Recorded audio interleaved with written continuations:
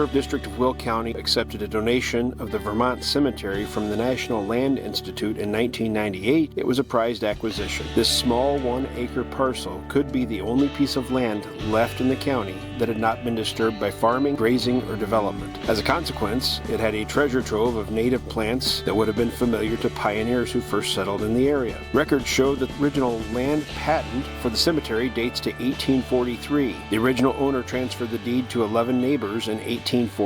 Prior to 1961, the cemetery lay neglected except for occasional burning and cleanup by the adjoining landowner, Harley J. Shoger. Over the years, the cemetery had suffered the theft of gravestones, vandalism, and other abuses. That all changed when Dr. Robert Betts, a biochemistry professor at Northern Illinois University and volunteer assistants, began managing the special 1-acre plot in 1961. According to a 2007 article in Chicago Wilderness Magazine, published with his death in that year, Betts became one of the first to recognize the extent of the Midwest's surviving original prairie ecosystems and was known as Mr. Prairie because of his efforts to save 44 cemetery prairies throughout the Midwest. Betts and his assistants, in order to preserve the native vegetation, implemented periodic burning, brush removal, litter removal, trespass control, and frequent surveillance. Protecting the cemetery became easier in 1970 when volunteers donated funds to construct a 6-foot-high chain-link fence around the cemetery to stop trespass, vandalism, theft of gravestones, trampling, and digging of plants. This original enclosure has since been replaced with wrought iron fencing.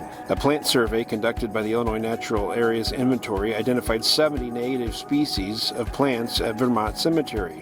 Vermont Cemetery was dedicated as a state nature preserve in 1999. The Forest Preserve acquired an additional 24.4 acres around the preserve to serve as a buffer to this unique property. Improvements to the site have included an overlook of the historic cemetery prairie, accompanied by limestone seating.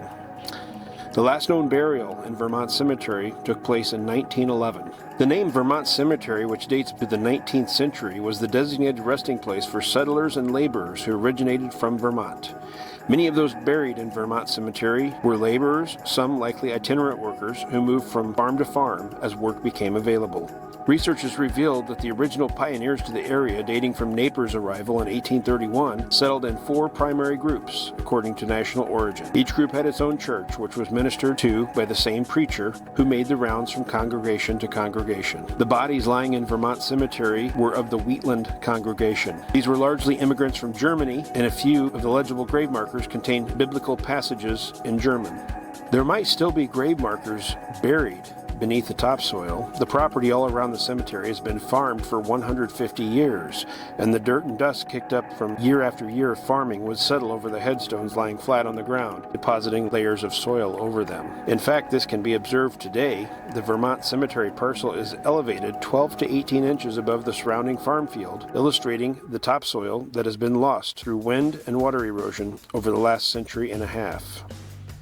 But if any additional graves have been buried beneath the soil, they will likely remain lost to time. With the designation as a nature preserve, the Vermont Cemetery is now forever protected from disturbance. However, this very protection assures that those whose remains are buried at the Vermont Cemetery will be safeguarded in perpetuity. If they were to arise today, they would be astonished at how the Naperville that they knew had changed to a 21st century city. But they would recognize the array of plants that surrounded them.